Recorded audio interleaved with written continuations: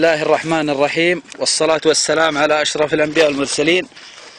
في هذا اليوم تم المرور بجانب درام نرمي زبائل أكرمكم الله، فوجدنا في هذا سبحان الله من المصحف العظيم كتاب الله. كتاب الله ملقي يا أخوان، كتاب الله ملقي. صور اللي قد طلعنا. كتاب الله ملقي وبنسخ جديدة سبحان الله. ولا تقولون يعني انها سبحان الله، لا نقول انها مزورة او شيء.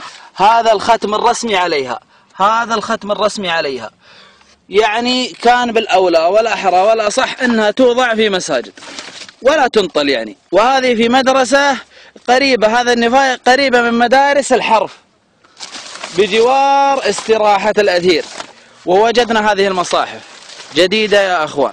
نسأل الله السلامة، اللهم احفظ علينا ديننا.